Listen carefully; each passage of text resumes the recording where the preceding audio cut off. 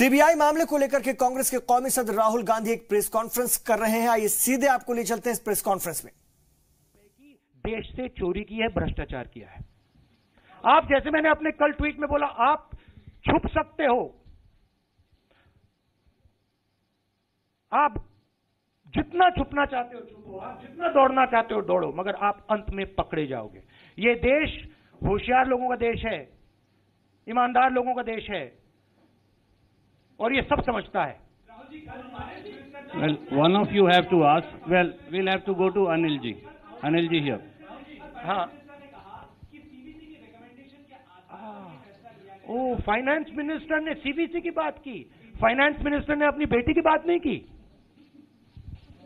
Finance minister ने अपनी बेटी की बात नहीं की और मेहुल चौकसी की बात नहीं की। सीबीसी की बात कर रहे हैं। फाइनेंस मिनिस्टर से आप पूछिए, और थोड़ा भैया टीवी वाले आप भी दिखा दिया करिए। आपने पूरा ब्लैंकेट कर दिया था, ऑफ कर दिया था। मैं जानता हूं फाइनेंस मिनिस्टर है, मैं जानता हूं आप पे बहुत दबाव डाल सकते हैं, मगर थोड़ा सा मतलब फैसला दिखा दीजिए। जेटली जी से आप उनकी बेटी के बारे में पूछिए। Anil ji there. Anil ji there.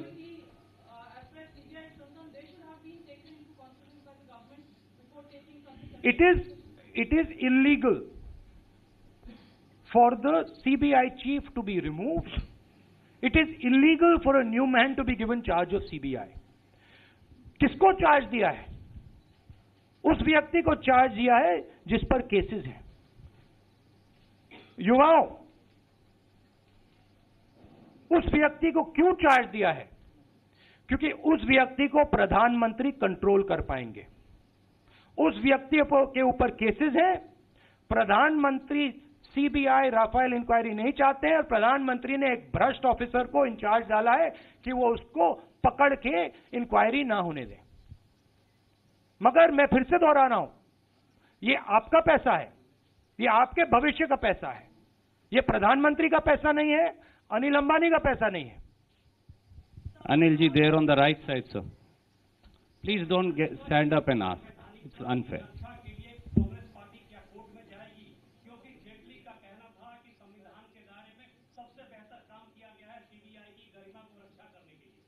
देखिए, हम ऑपोजिशन पार्टी हैं। हमने अपना काम राफेल मामले पे ऑपोजिशन पे करा है, और हम अपना काम करते जाएंगे। हमारा काम है कि जहां पे प्रधानमंत्री भ्रष्टाचार कर रहे हैं, हम जनता को बताएं। हम विपक्ष का काम कर रहे हैं। कोर्ट की जगह है, हम उसको रिस्पेक्ट करते हैं। उनको अपना काम करना है, मगर हमारा काम जो देश के लिए जरूरी इश्यूज हैं उसको उठाना है। और ये 30,000 करोड़ रुपए का जो भ्रष्टाचार प्रधानमंत्री ने किया है, ये देश को बताना इसके बारे में हमारा काम है, और हम वो काम पूरा कर रहे हैं। Supriya here.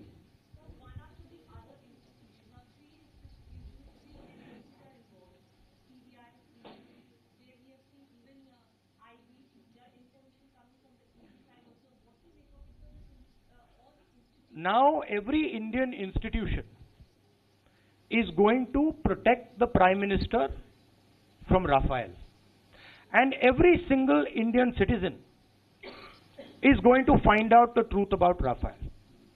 There is no institution that the Prime Minister is going to leave to save himself. He will attack every institution, he will do whatever he has to do to save himself. And we will do whatever we have to do to tell the country that the Prime Minister has been corrupt, has given 30,000 crores to Mr. Ambani. And देखिए, sequence of events देखिए। Case में objectively आप देखना चाहते हैं, sequence of events देखिए।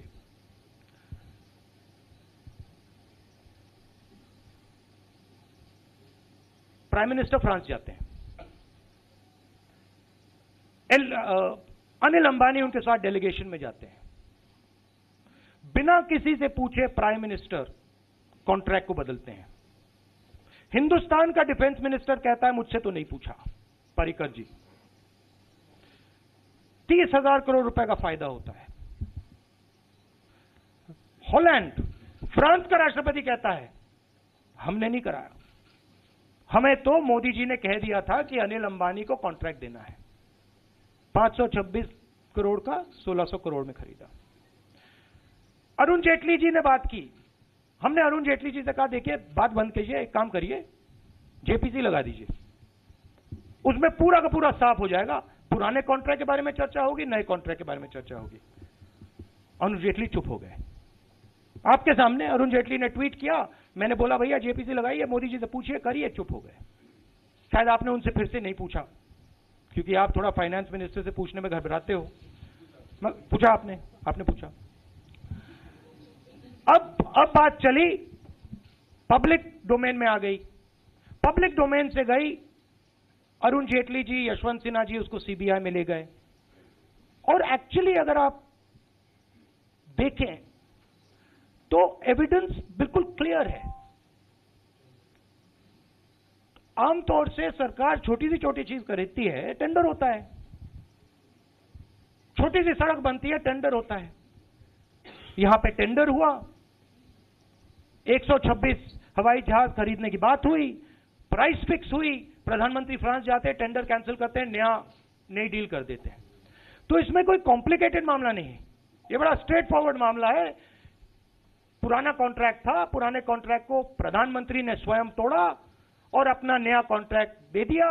ना defence minister को मालूम, ना डिफेंस मिनिस्ट्री को मालूम, ना किसी को मालूम। तो prima facie there is a huge case, it's open and shut. The moment an inquiry starts in CBI, the Prime Minister is finished. And the Prime Minister knows that. वो मतलब experienced आदमी है, उनको मालूम है जैसे सीबीआई में inquiry शुरू हो गई, प्राइम मिनिस्टर गए। तो it was suicide for the Prime Minister to allow a inquiry in CBI. Suicide, nothing else. And to prevent suicide, उन्होंने उनकी हत्या करनी पड़ी। मगर उनकी हत्या नहीं हुई, क्योंकि अब वो लड़ाई चल रही है उनको रीइंस्टेट करने की। तो that is the overall thing, but you have to notice the throughout all this the prime minister has not said a word. मैं आपके सामने आता हूं, आप मुझसे जो सवाल पूछना चाहते हो पूछते हो। आप प्रधानमंत्री को यहां ऐसी जगह बैठा दो और उनके सामने 3-4 सवाल राफेल के पूछ लो, टेबल से उठ के भाग जाएंगे, बैठ नहीं पाएंगे यहां पे। दैट इज रियलिटी, क्योंकि 30,000 करोड़ रुपए अनिल अंबानी को दिए हैं। अब मैं कहता हूं बुला लो, यहां बुला लो, मैं वहां बैठ जाऊंगा, मैं आपके साथ एक दिन जर्नलिस्ट बन जाऊंगा और मैं 3 सवाल पूछूंगा, क्योंकि सच्चाई सच्चाई है और सच्चाई देश के हर युवा को समझ आ रही है। आपको भी समझ आ रही है, आपके भी चेहरे मतलब उस साइड कैमरा में नहीं दिख रहे हैं, बट इस साइड तो क्लियर है। ज़ेबा, अब अगली बार मैं क्या करूंगा, अगली बार मैं यहां कैमरा लगाऊंगा। विशाखापट्टनम एयरपोर्ट पर वाईएसआर कांग्रेस के सदर जगन मोहन रेड्डी पर चाकू से हमला हुआ। हमले को लेकर रियासत में वीवीआईपी की हिफाजत पर सवाल भी उठने लगे हैं। बताया जा रहा है कि एक मुश्तबा शख्स खुद को रेड्डी का हामी बताकर उनसे सेल्फी का मुतालबा कर रहा था और इसी दौरान उसने उनके बाजू पर चाकू मार दिया, जिससे वहां पर हंगामा हो गया। आनन फानन में पुलिस ने मुलजिम को हिरासत में लेकर पूछताछ शुरू कर दी और हमले के बाद रियासती वजीर दाखिला ने कहा है कि मामले की जांच के बाद जिम्मेदारान के खिलाफ सख्त कार्रवाई की जाएगी। ప్రతిపక్ష నాయకుడు జగన్ గారి మీద ఎయిర్పోర్ట్ లో దాడి జరిగింది. ఎయిర్పోర్ట్ లో వర్కర్ వెళ్ళి పొట్టడం జరిగింది. ఇమీడియట్ గా పోలీసులు పట్టుకోవడం జరిగింది. అతను సెల్ఫీ తీసుకోవడానికి వెళ్ళడం జరిగింది. వెళ్ళి ఈ సంఘటన జరిగింది. దాని మీద అతను ఎంక్వైరీ చేసి ఇప్పుడు ఎవరు ఏంటి ఎలా జరిగింది బ్యాక్గ్రౌండ్ ఏంటి అన్ని వివరాలతో సహా 1 అవర్ లో చెప్పడం జరుగుతుంది. అది చెప్తాం 1 అవర్ లో చెప్తాం. 1 అవర్ ఎవరేంటన్నా చెప్తాం. The security measures taken when opposition leader is traveling in, especially in an airport lounge. This is surprising. When in a common person entering into the airport, you see the security measures. They don't how they scan whether it was cell phone and all. But how can a person having a knife where it can take a death of any person into the airport lounge? We strongly feel that Telugu Desam party supporter or with the motivation of the Telugu Desam party leader, somebody motivated to attack on our party leader. 4-5 महीने के special status के लिए जगन मोहन रेड्डी साहब विशाखापट्टनम गए थे। उस time में भी विशाखापट्टनम एयरपोर्ट में CSF वाले रिए तो भी जब लोकल पुलिस वाले ऐड होके वो जब जगनमोहन रेड्डी साहब को वहाँ रोके ये एक्ट ऐसा है वैसा है बोल के उनको उस दिन भी बहुत हरासमेंट करे। आज के डेट में तो उनको हमारे एक बड़े लीडर के ऊपर ऐसा अटैक करे, वो इंडिया को बच्चा करा क्या करा नहीं, मगर इसके पीछे बड़े लोगों का हाथ है बोल के हम लोगों को आइडिया है इसके ऊपर। क्यों बोलते हो ये लोगों का बड़े लोग इसके ऊपर वो बच्चे को अंदर कंपलसरी वो CSF वालों को छोड़ के पुलिस वालों को अंदर अटैचमेंट करके अंदर आके बैठ के एक बड़े लीडर के ऊपर इतना स्टेट का नेशनल लीडर के ऊपर ऐसा अटैक करना ये गवर्नमेंट का फेलियर है। चंद्रबाबू नायडू टोटल फेलियर है। I am fan of YS Jagannath Reddy, YS Rajshekar Reddy. This is totally failed TDP government. This is totally failed TDP government. No security in the airport. My sincerely request to all totally people to did it totally Chandrababu Naidu failed government. So boycott government totally. What happened is Jagan sir was have responded immediately, and when he want to just go away from that thing, that accused person has hit him in Jagan sir on the shoulder. 12:40 as then there was about 20 minutes left for the departure of the flight. Then accused man has been going into the lounge carrying some snacks vagera, and he was convincing Jagannath Reddy like, I was your fan sir, there is a possibility of getting 160 seats in AP, and he was like, he was asking Jagannath Reddy, and he asked him, he requested him, Jagan Reddy, to give a selfie for him, and Jagan Reddy has invited him, and finally he took a knife to stabble on his neck, but unfortunately Jagan Reddy after taking selfie he have got on left injury. YSR Congress सदर पर हमले की खबर मिलते ही हामियों का गुस्सा 7वें आसमान पर चढ़ गया। कारकुनान ने कई जगह पर हंगामा शुरू कर दिया। उन्होंने हमले के पीछे किसी बड़ी साजिश की बात करते हुए रियासती हुकूमत को नाकाम बताया है। हामियों का कहना है कि रियासत में तेजी से बढ़ रही मकबूलियत की वजह से टीडीपी परेशान है, इसलिए जगनमोहन रेड्डी की हिफाजत पर गौर नहीं किया जा रहा है, जिसकी कीमत आने वाले इंतखाबात में चुकानी पड़ेगी।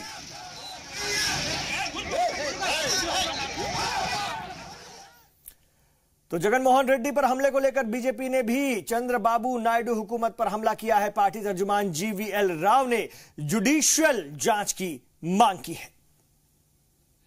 आंध्र प्रदेश में जिस प्रकार के माहौल हैं उसमें राजनीतिक प्रतिद्वंदियों पर, विरोधों पर इस प्रकार की अटैक बार बार हो रहा है।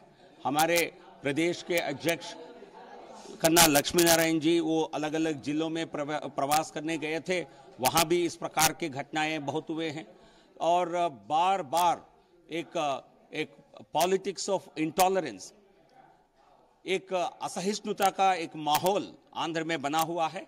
आज जो घटना हुआ, जगनमोहन रेड्डी पर जो वार हुआ है, उन पर एक कार्यकर्ता के द्वारा, इसकी हम घोर निंदा करते हैं।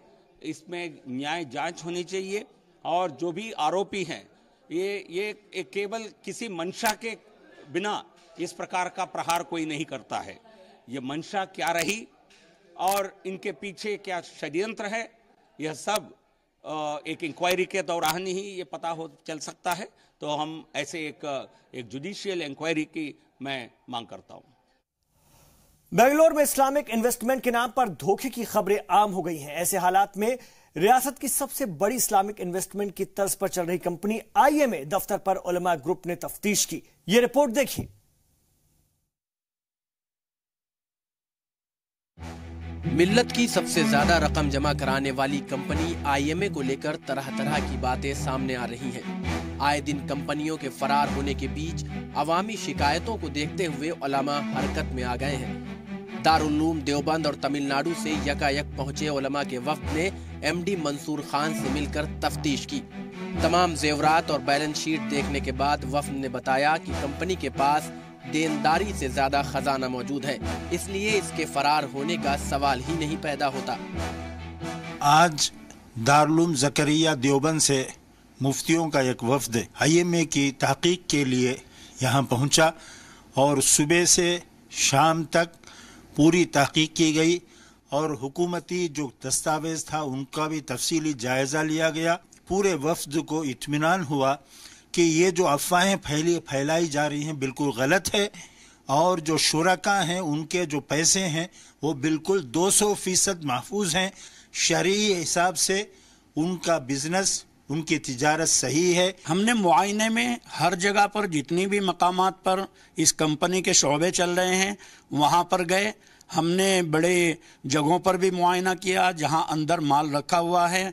मालिक कंपनी ने उन जगहों कराया, हमने मुशाहदा किया है और देख कर के हमें बड़ी खुशी हुई है कि माशाअल्लाह कंपनी के पास में बहुत कुछ माल जमा है। अगर आज ही तमाम शुरका कंपनी से अलहदा होना चाहते हैं तो कंपनी उन सबको उनका माल देने के बाद भी बहुत बड़े प्रॉफिट में अपनी जगह पर खड़ी रहेगी। आईएमए ग्रुप ऑफ कंपनी के एमडी मंसूर खान ने कहा है कि आईएमए हिंदुस्तानी कवानीन और इस्लामिक दायरे में काम कर रही है। ऐसी कंपनियों के फरार होने की अफवाहों के बीच उन्होंने कहा कि जिसको किसी तरह का शक हो वो यहाँ आकर तफ्तीश कर सकता है। जो आज उन्होंने जो किया है, it is just like a red. एक ऐसी तफ्तीश उन्होंने की जो इससे पहले कभी भी आईएमए के ऊपर नहीं हुई। लेकिन हम खुश हैं कि हज़ारों किलोमीटर दूर से सफ़र करके एक अजनबी टीम हमारे से अपना हक जताते हुए, सिर्फ और सिर्फ उम्मत का दर्द लेते हुए जो आके यहाँ पे जो उन्होंने आज सवालात किए, हमें खुशी है कि आज उम्मत में ऐसे भी लोग हैं जो उम्मत के लिए किसी भी हद तक आगे बढ़ के जा सकते हैं। और उन लोगों के लिए एक बहुत ही करारा जवाब है ये उन उलमा के तरफ से जो सिर्फ रूमर्स फैला रहे हैं और बगैर किसी तहकीक के, बगैर किसी दलाइल के जो है झूठ और अफवाह फैला रहे हैं। आईटी डिपार्टमेंट भी आईएमए पर छापेमारी कर कई तरह की तफ्तीश कर चुका है। ऐसे में उलमा के वक्त के जरिए कंपनी को हरी झंडी देने के बाद पैसा लगाने वालों को राहत मिल सकती है। जी सलाम के लिए बेंगलोर से शाहिद काजी की रिपोर्ट। मद्रास हाईकोर्ट ने तमिलनाडु असेंबली के 18 एमएलए को स्पीकर के नाअहल करार देने वाले फैसले को बरकरार रखा है। हालांकि अदालत ने ज़िमनी इंतखाबात कराए जाने से रोक हटा दी है। मद्रास हाईकोर्ट के फैसले से एआईएडीएमके लीडर दिनकरन ग्रुप को झटके के तौर पर देखा जा रहा है और इस हालात में मुतासर अरकान असेंबली के पास सुप्रीम कोर्ट जाने के अलावा कोई या इंतखाब लड़ने का रास्ता फिर बचता है। पलनीस्वामी सरकार को राहत देने वाले फैसले पर टीटीवी दिनकरन का कहना है कि वो सभी एमएलए से बात करने के बाद कोई फैसला लेंगे। वाज़ेह है कि 14 जून को 2 जजों के अलग अलग फैसले के बाद मामले को सहरुकनी बेंच के पास भेज दिया गया था। View of the split verdict given in the 18 MLA disqualification case, the third judge was appointed, and Lordship Justice Satyanarayana is the third judge to hear the 18 MLA case.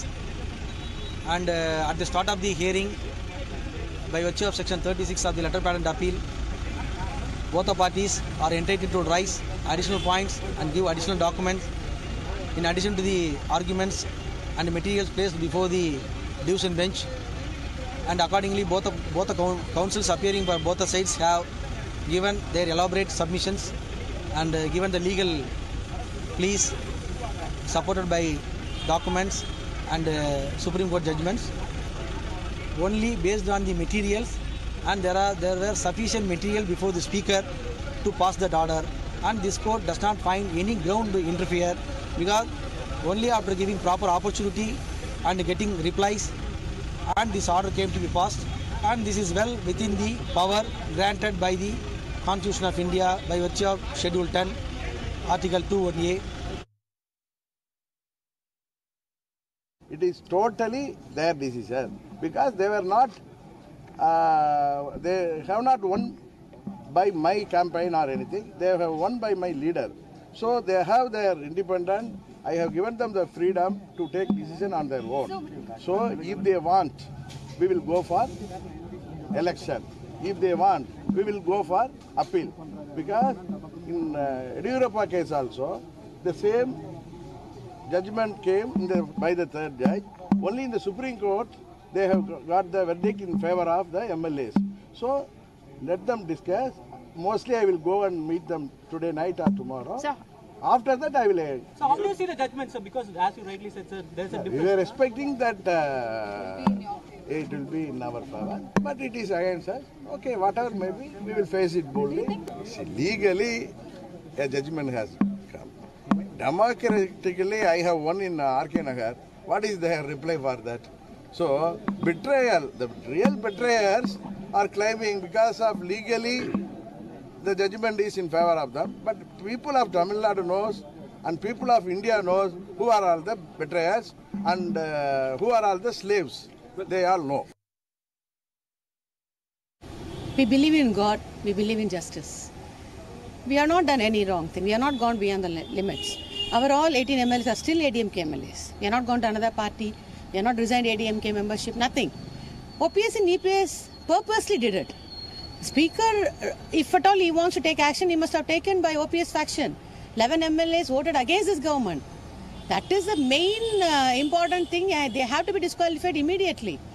But you know what politics is going on in Tamil Nadu? It's all for their own selfishness. But definitely this verdict will be a very big victory for us. I hope definitely God and justice will be with us. But I understand your question. 18 constituencies have left out without MLAs. It has affected the developmental activities of those 18 constituencies. And out of these 18 constituencies, 8 constituencies are reserved constituencies, that is Dalit constituencies, where the need of the MLA and the developmental works are very, very important. They are the much worst affected. Hyderabad के मशहूर सयाहत के मकाम हुसैन सागर की अगर हम बात करें तो अब ये गंदगी की जद में आता जा रहा है, जिससे कि वहां पर तफरी करने वाले जो लोग हैं उनको भारी दुश्वारियों का सामना करना पड़ता है। हालांकि मकामी इंतजामिया इसकी वजह त्योहारी सीजन को बता रही है। हैदराबाद जाने वाले सयाह हुसैन सागर जरूर जाते हैं, यहां पर पानी में सैर करके अपनी ख्वाहिश पूरा करते हैं, लेकिन हालिया दिनों में तेजी से बढ़ रही गंदगी की वजह से सयाहों को मायूसी का ही सामना करना पड़ता है। तो इन तमाम खबरों पर हमारी नजर बनी हुई है। आप रहिए जी सलाम के साथ।